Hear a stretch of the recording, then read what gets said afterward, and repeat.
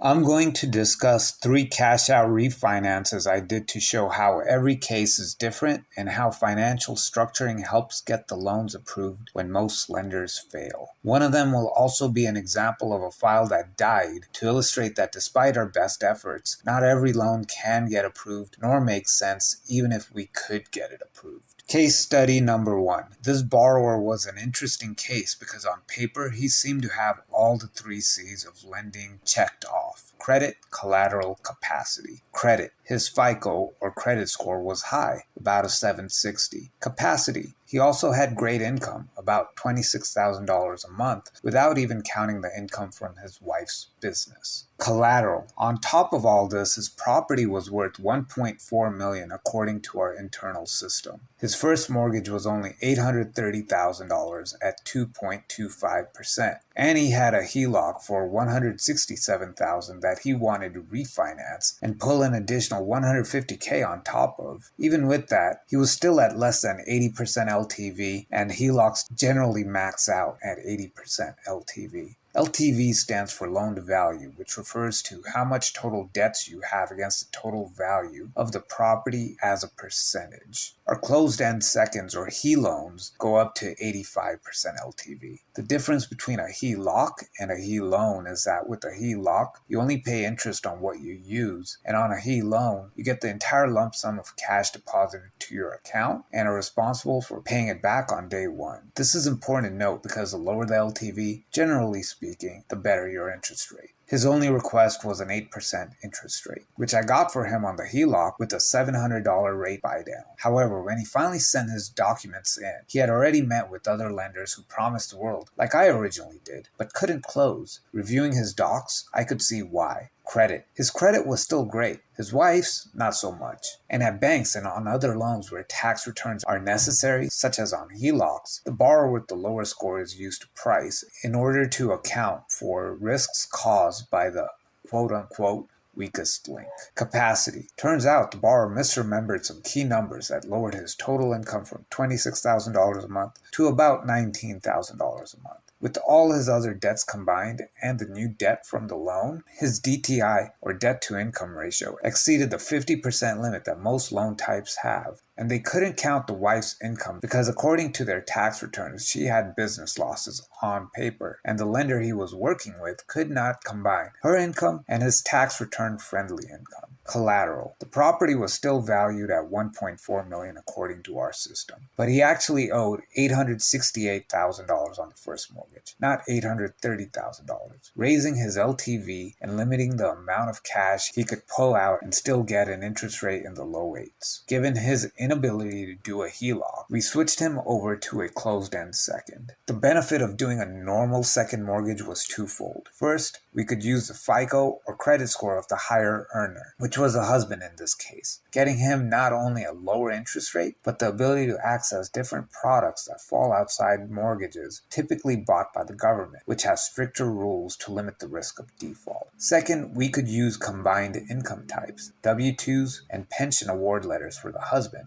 and profit and loss statements signed by a CPA for the wife's business. 2 problems solved, but being a new loan officer at the time, I didn't foresee the next problem. Because of the income type, LTVs or access to equity is limited in order to reduce the risk of excess borrowing in order to make up for the lack of more stringent income verification. Because we were going P&L or profit and loss, that means his max LTV went down from a maximum 85% to 80%. Further, while our P&L loans go up to 80%, above 75% LTV, you're hit with a higher interest rate, something I thought would kill the deal, putting me in the same category as other lenders who couldn't get it done. Below 75%, we qualified for an 8% interest rate with a slight buy down that allowed for his income to not exceed max DTI ratios. And he was at roughly 76 LTV with the new cash out. This means he'd have to get less cash out than he wanted, but all was not lost yet. We checked with the borrower if he had done significant work to the property since buying it and verified with local brokers if the specific changes would result in a higher valuation prior to ordering the appraisal. He had, and it did.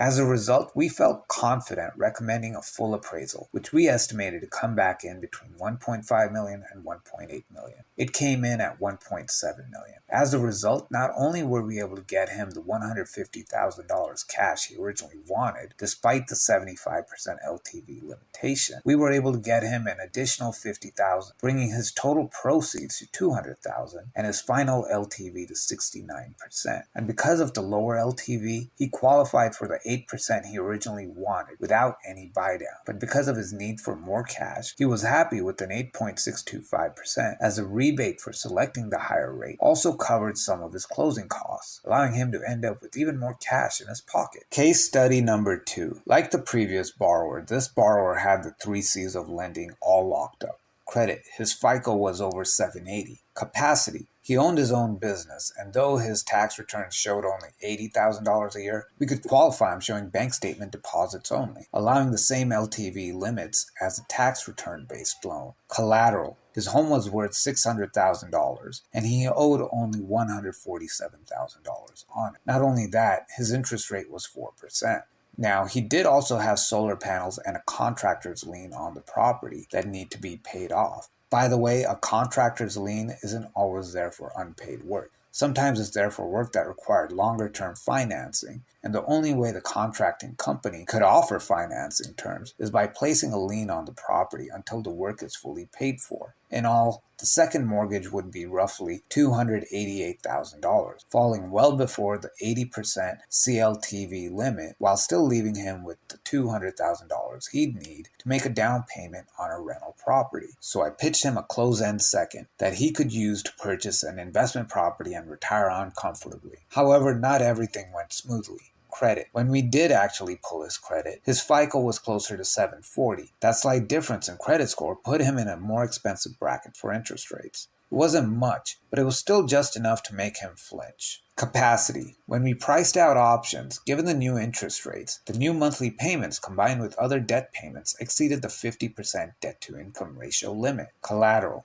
his home was still worth $600,000 according to our system. After confirming his goal was still to buy a rental property, I pitched a normal cash-out refinance. Now his loan amount would be closer to $435,000, and he'd still get the $200,000 in proceeds to act as a down payment for a rental property. The benefit that with the lower interest rate for first lien position refinances, the monthly payments fell well below the 50% DTI limit, meaning his income would not be a limiting factor, even if it meant letting go of his old interest rate, because with 2 loans, the total combined payments exceeded those ratios. I believe it came down to 6.5% after all was said and done.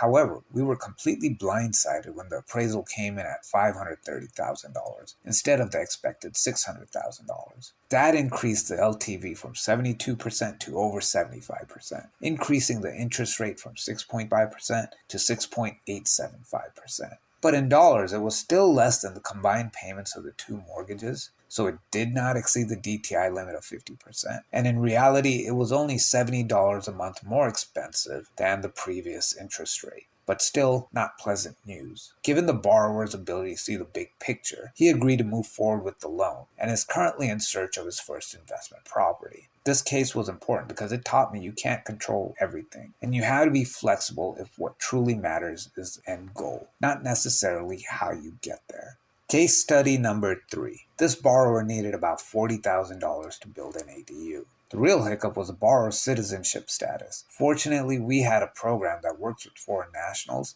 and those with ITIN numbers. Credit: 650. Not the best, but we have programs that go down to as low as 500 FICO. Capacity: borrower claimed his tax returns showed between $180,000 to $200,000 a year as a truck driver. Collateral: the borrower owed $490,000 on a home worth $680,000. Not the best, but on the other hand, he only really needed $40,000, so we could keep it below 80% LTV. Once documents came in, when we saw his tax returns, we saw that his adjusted gross income was closer to $80,000 a year, not $200,000 a year. And after reviewing his bank statements, he did indeed have the income to support the monthly payments on the mortgage. But the issue was that his wife, who didn't work, was also on the account, and given that she was unemployed, we couldn't use their combined accounts to show his income. So because he was self-employed and using a joint account, we had to go P&L. But when FICO scores are less than 680, P&L loans are not an option. In other words, in order to qualify for a P&L loan, the borrower needed to get his credit score above 680. So we had one big issue to solve. Help him increase his credit score by running a simulation to see what debts, if paid off, would result in the greatest increase to his credit score, then run a rapid rescore. When we ran the simulation, we found that the issue wasn't his debt, but rather his debt utilization. He was using nearly 100% of his card's limits instead of keeping it below 30%. So we recommended he pay off $4,300 in credit card debt, money he had access to, and planned to use to pay off that same debt anyway. After getting his FICO up to a 680, we were ready to move forward. However, I'd learned from the previous case study about the importance of getting a comp check before charging for the appraisal. Unfortunately, the credit building process took months. So despite the property coming in at a decent value at the start of the process, by the time we'd started moving forward again, the borrower's home was worth closer to $630,000, not $680,000, significantly lowering the equity the borrower could access. Further, homes in declining areas have lower LTV limits than those in stable and growing markets. As a result, the most we could get him was $2,000 cash out, and smartly, he backed out. In conclusion, despite us lenders and borrowers wanting each refinance loan to be a simple, straightforward process, there are always things that can derail an otherwise solid loan despite being capable borrowers. But if you're willing to stick it out to the end and are working with somebody flexible, quick thinking, and understands structuring, even if you don't get exactly what you want, you might just find you can get what you need.